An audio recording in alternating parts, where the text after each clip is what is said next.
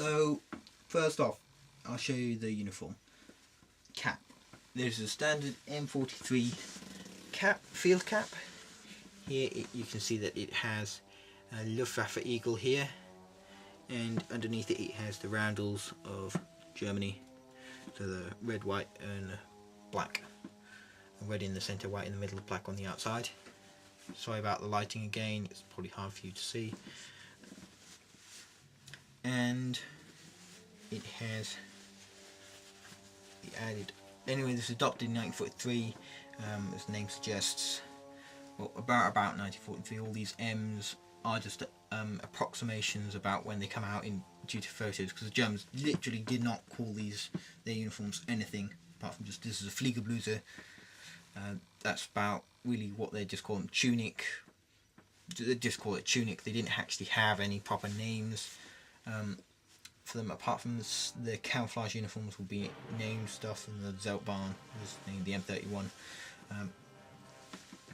Anyway, so M43 field cap, it has this added ability for this part to be folded down, and this allows it to be worn in cold weather, and it gives lovely protection to the back of the neck and to the ears, and it also has the added ability to have earmuffs added in, and the earmuffs are threaded through here, sit in the crown and come up through here on the other side and do up underneath the chin. And so yeah, this is a very high quality reproduction. It's a Richard Underwood one. However, the annoying thing is I've put it for storage, and the visor's got a little bit misshapen, which is rather annoying. So I'm going to have to wet the visor and reshape the visor. Anyway, so that's the cap. Now, as I mentioned earlier, this jacket is called a Fliegerbluse, which translates as flying blouse, or flying tunic or jacket, depending on how you want to call it, but literally it's flying blouse. That's what it stands for.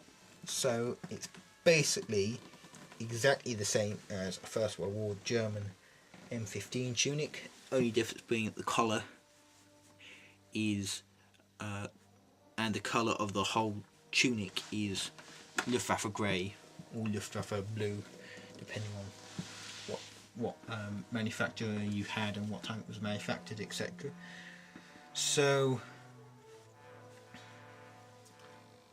yeah, that's that. It has covered over buttons at the front, and the buttons are not standard ones like this, which is for standard Wehrmacht. The buttons are usually different, usually kind of like a circular Bakelite disc. Anyway, so I'll explain the insignia. So this is my rank of, I believe, Oberfeldwebel, and what happens is each time you get promoted you have these are called collar tabs, by the way, and they're green, which denotes field division.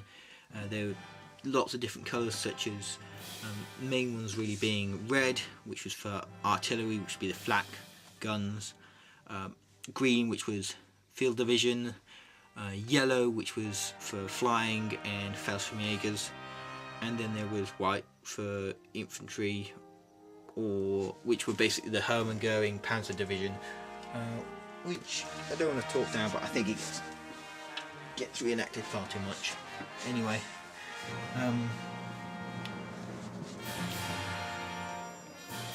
so you'd have around your collar this, which is basically called tress, and that goes all the way around your collar, and these things here basically donate my rank. Again, like I said, tress donates an NCO, and these are called shoulder boards, and they basically donate my rank. So when you first get promoted, it would just be a single bit of tress around the top of the shoulder board, and a single one of these, which is called a crow's wing, and that basically would donate your Unteroffizier rank as sergeant. Some people say corporal, but I say sergeant. And then you'd have the chest as well. Blank would be for enlisted men and corporals. Then you'd have a bit there added, which should be the next rank up. And then you'd have another one of these added. Then you'd have that pip added. Then you'd have the third one of these added. And then I think there'd be a possibility of a fourth. Then there'd be like a fourth one, I think, and then another pip on the shoulder board, and then that would then basically be the highest NCO you could go before you become an officer. Also, around these, you might be able to see here that there's green piping, and green piping again around the shoulder boards denotes that I am from the field divisions of the Luftwaffe. It has the ability to be done all the way up to the top. However, this one's missing a hook and eye, so it means that you can't really do it up the top without it looking retarded. So anyway, here I have my breast eagle. This is basically what every single Luftwaffe unit would have, and it basically just is the Luftwaffe eagle, and it's got the swastika underneath. And on this side here, I have this, which is a Fallschirmjäger qualification badge. This is the cloth variant, which is slightly inaccurate, but slightly not inaccurate, because it was mainly used by officers. However, sometimes they'd be seen being used by NCOs. And of course, because I was in the 6th Fallschirmjäger regiment, and I managed to escape from them as they were being destroyed in Carentan, join up with the 16th Luftwaffe Field Division, I would have kept this. And here I have a wound badge in black, which is being wounded once or twice. And here I have the War Merit Cross 2nd class ribbon, and that will go on the second button down from the top, where you could also have an I Cross 2nd class ribbon here, or a Eastern Front campaign medal. They're not really worth explaining in this video because I'm not wearing the awards, but basically War Merit Cross 2nd class was for basically an act of bravery, sometimes in the face of the enemy, but usually not. That would be for, say, if you saw saw someone drop a cigarette into a truck full of ammunition and it started to set fire to the canvas of the truck, and then you went in, you were throwing the ammunition crates out, or ran over it, ripped the burning canvas off, and you would probably be eligible to having one of these. Anyway, so this one here, the Fallschirmjäger qualification badge, this one was for completing your 3 jumps in your jump training, and you'd have to retake it each year. However, because I'm doing late war, I would have been issued that in around about late 43 or 44, early 44 anyway, so I wouldn't need to really retake that. And the reason why I got promoted so high, and because of my age rather, is because I was in the Fallschirmjägers beforehand.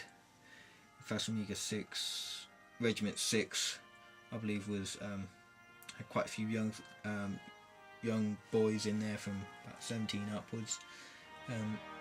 So it's possible that I would have been promoted if I'd, say, distinguished myself in combat. However, I would have probably had, which I don't have at the moment, another award which is called the Luftwaffe Ground Assault Badge, which would be for Luftwaffe troops that were involved in a ground assault. It's different, but I don't have it, so I won't go into explaining it. So yeah, this tunic was given to me by a friend who's got shorter arms than me. That's why you can see my shirt sleeves. However, I do intend to fix this problem because I have some extra wool which is almost the same colour as this. I'm just going to unpick the hem of this so it falls down, attach the new piece of cloth, and it should hopefully go down to there on both these sleeves, but hey ho. So underneath this I have a shirt and tie, and this shirt and tie is basically just standard mouse grey M43 shirt, I believe, which is just a standard German shirt that they used in the war. There's the slightly darker variant, which was just the standard grey. I can't remember what name of it was, but at the moment, but it's just a darker colour on this, and that was incredibly common in the army. However, this was used by both the Wehrmacht here and the Luftwaffe. It has the possibility for shoulder boards to be added. However, yet again, I've only got one set of shoulder boards for this rank, and for my rank, and for the Luftwaffe field divisions, so I can't add them on, otherwise that would be incorrect. Although I do have some spare Fallschirmjäger ones which I could add on and say that I had this shirt, since I was in the Fallschirmjäger and I didn't have the insignia changed over. Anyway, I wanted to keep it on. So I have a standard black tie, which higher ranking NCOs, which is what I am, would have been issued. So my rank is probably equivalent to about a company sergeant major. Anyway, so yeah, I could have had binoculars with me, but again, I could have used the excuse that it was lost in the fighting. So yeah, standard black tie again, like I said before. This black tie is actually an RAF tie, however there's literally no difference. It's a tie, it works in the same way as it would have if it was for the RAF. And so I'll give you a bit of a twirl with the shirt.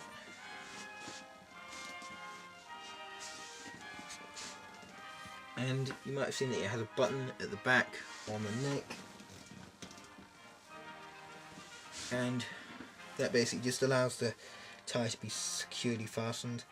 If I was to be ever awarded the Knight's Cross, I could possibly wear that with the tie. So that's the tie off, and it was quite often seen worn just like this, and also quite often worn with first or second buttons undone like that if you're in combat, just because a tie will kind of restrict your breathing and you sweat a lot when you're in combat. I know it's slightly what it's like, but not 100% through reenactments. I very hesitate to say that because I probably might trigger some veterans, because it's completely different in reenactments. With reenactments, you know you're going to go home at the end of the battle, whereas in real war you'll die if you make a mistake. So that's that. And now I have standard German braces for the time, and these we used throughout the war, from the beginning of it right through to the end,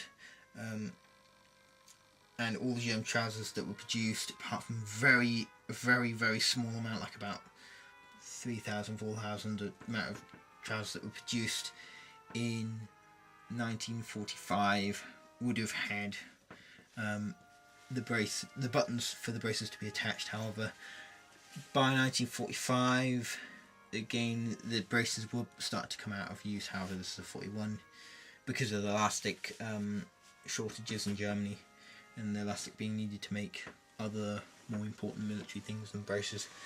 So these trousers, standard early war style M37 trousers.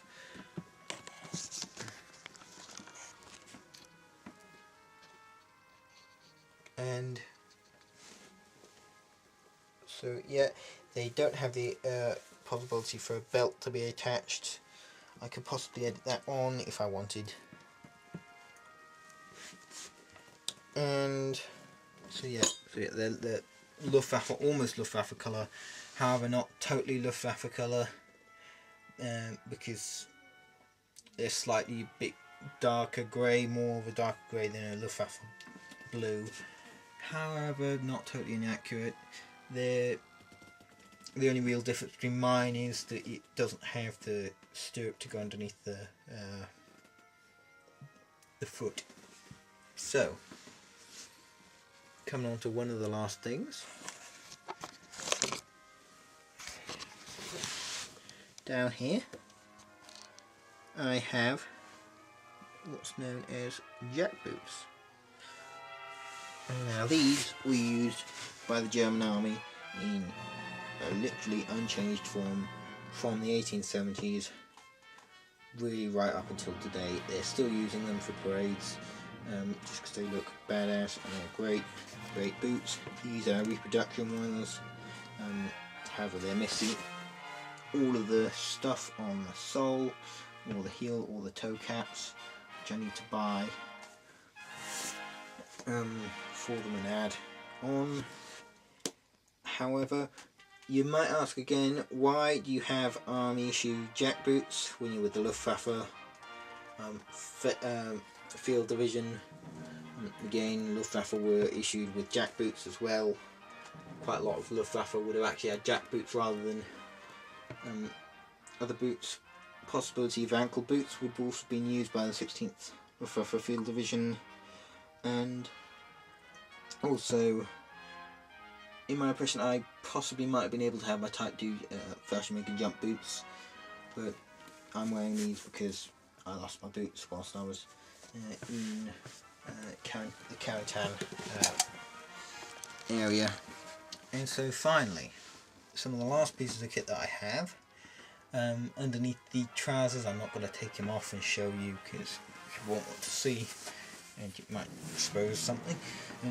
I have long johns on, wartime period style long johns.